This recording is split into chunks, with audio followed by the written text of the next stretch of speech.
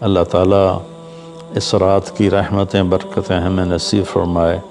اصل میں اللہ نے بخشش کے بہانے رکھے ہیں، کوئی شرابی ہے، کوئی زانی ہے، کوئی قاتل ہے، کوئی ماں باپ کا نافرمان ہے، کوئی مشرک ہے، کوئی متکبر ہے، کوئی سود خور ہے، کوئی رشوت خور ہے۔ ایک دفعہ آج کہہ دے، کل کی رات ہے کہہ دے گا کہ یا اللہ میری توبہ، تو اللہ کی قسم اگر اس کے گناہ زمین سے لے کر آسمان کی چھت تک بھی ہوں گے نا، تو ایک آدھے بول پر یا اللہ معاف کر، اللہ سارے معاف فرما دے۔ اس وقت پاکستان میں لاکھوں افراد غذائی قلت کا شکار ہیں، جن کی مدد کے لیے مولانا طارق جمیل فاؤنڈیشن ہر ماہ راشن تقسیم کرنے کا اہتمام کرتی ہے۔ تو آپ سے گزارش ہے کہ آپ اس ماہ رمضان میں اپنی زکوٰۃ، خیرات اور صدقات MTJ فاؤنڈیشن کو دیں اور لاکھوں لوگوں کی بھوک کو مٹانے کا ذریعہ بنیں۔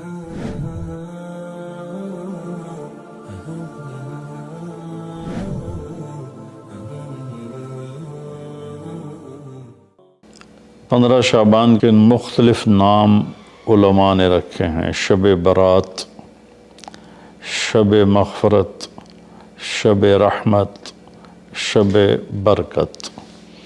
حدیث پاک میں اس کا کوئی نام نہیں ہے۔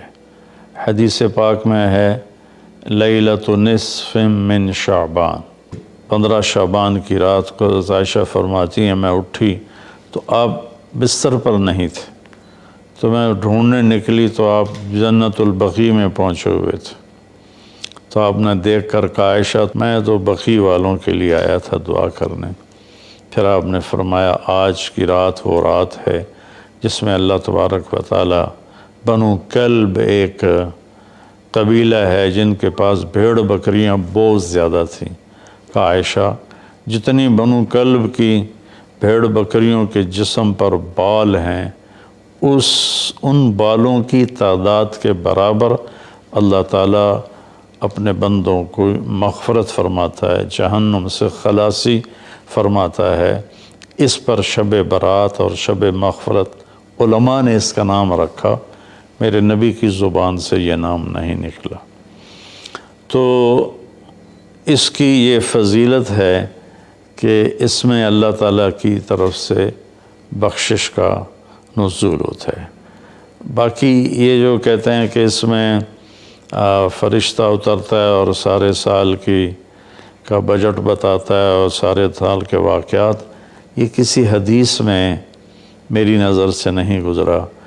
سورہ دخان میں فیہا یفرق کل امر حکیم کا جو آیت آتی ہے تو اس سے پہلے کی آیت شب برات کی نفی کرتی ہے، انا انزلناہ فی لیلۃ مبارکۃ، کہ ہم نے اسے مبارک رات میں اتارا قرآن پاک۔ تو قرآن پاک تو لیلۃ القدر میں اترا ہے، تو اگر کوئی کسی قسم کے اعلانات ہوتے ہیں تو پھر شب قدر میں ہوتے ہیں، اس رات میں نہیں ہوتے۔ دوسرا یہ ہے کہ اس کے روزے اور بندگی کے بارے میں، شب قدر کی اللہ کے واسطے میری بات دھیان سے سنو، اللہ کی قسم کوئی خاص عبادت میرے نبی نے نہیں بتائی، لیلۃ القدر کی کوئی خاص عبادت میرے نبی نے نہیں فرمائی۔ حضرت عائشہ رضی اللہ عنہ نے پوچھا یا رسول اللہ اگر مجھے لیلۃ القدر نصیب ہو تو میں کیا کروں؟ کہا یہ دعا پڑھو، اللہم انک عفو تحب العفو فاعف عنی، اللہ تو معاف کرنے والا ہے، معافی کو پسند فرماتا ہے، مجھے معاف فرما۔ تو میرے نبی کی عبادت وہی 11 رکعت تہجد کے نوافل تھے، چاہے وہ شب قدر تھی، چاہے وہ شب برات تھی، چاہے وہ شب جمعہ تھی۔ تو اب اس کے نام پر لوگوں نے کیا کیا خرافہ، چونکہ ہم قرآن اور حدیث سے نہیں جڑے، کتابیں لکھی ہوئی ہیں، کس نے لکھی، اس کی سند کیا ہے، اس کی تمیز ہی کوئی نہیں ہے، تو وہ پھر بہت ہی زیادہ 4 رکعت پڑھو، پہلی رکعت میں یہ پڑھو، دوسری میں یہ پڑھو، تیسری میں یہ، چوتھی میں یہ سب بدعات ہیں، ان کا کوئی تعلق نہیں میرے نبی کے کسی بھی فرمان سے۔ میرے نبی نے صرف عبادت کا فرمایا ہے، عبادت، تو شب قدر میں بھی کوئی خاص عمل نہیں۔ اور دوسری بات یہ کہ اگر آپ نے عبادت کرنی ہے تو مسجد نہیں گھر، مسجد نہیں گھر، مسجد نہیں گھر۔ میرے نبی نفلی بندگی گھر میں ادا فرماتے تھے۔ اب شب برات میں صلاۃ تسبیح کی جماعت ہو رہی ہوتی ہے، یہ کتنی بڑی نادانی کی بات ہے۔ نفلوں کی تو جماعت ہی نہیں ہوتی، تو یہ صلاۃ تسبیح کی جماعت کروا رہے ہوتے ہیں۔ تو میرے بھائی بہنوں، اس رات میں کوئی بندگی عبادت مخصوص نہیں۔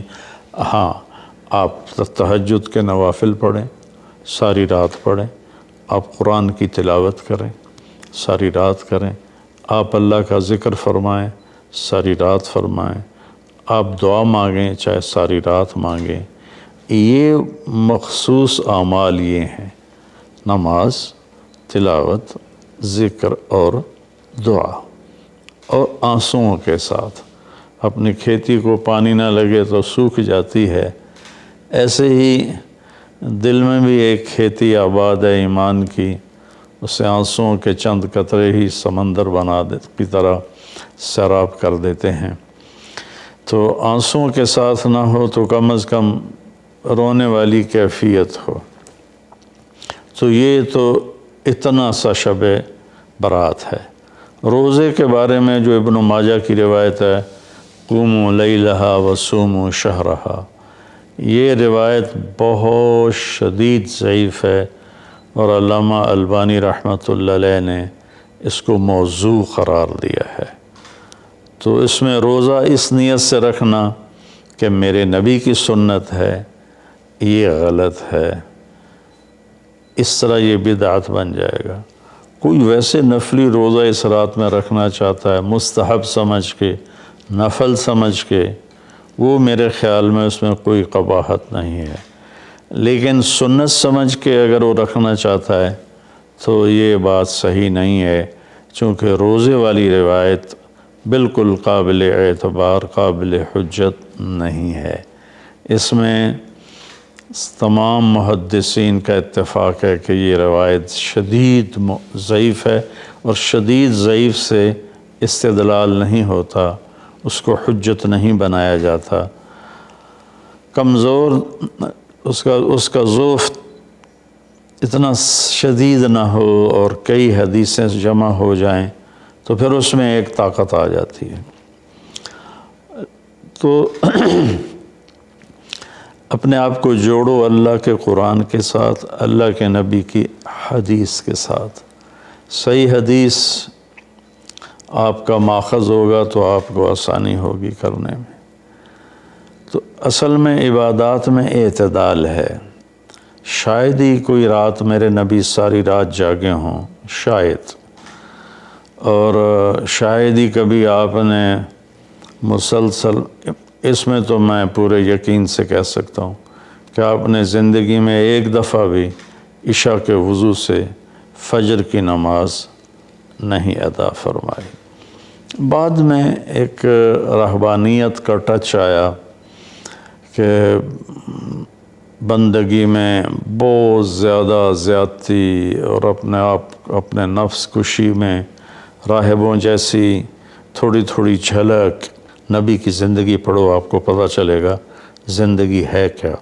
قرآن پڑھو، آپ کو پتہ چلے گا اللہ چاہتا کیا ہے۔ اللہ تعالیٰ اس رات کی رحمتیں برکتیں ہمیں نصیب فرمائے۔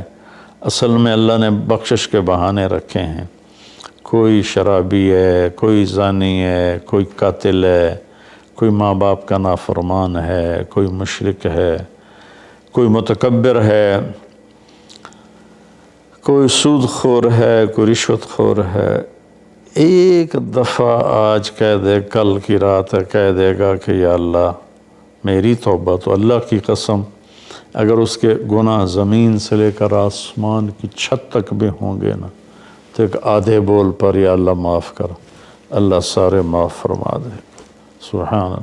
آگے جملہ بڑا خوبصورت ہے، ولا بالِ، اس میں تکبر ہے، ولا بالِ، ہمیں کسی چیز کی کوئی پرواہ نہیں، تو کسی نافرمان کو حقیر نہ جانو، اور کبھی اپنی نیکی پہ تکبر نہ کرو۔ اور ایک جرم اور بھی ہے جو میں کہتے 30 سال ہو گئے ہیں، فرقہ واریت سے توبہ کرو۔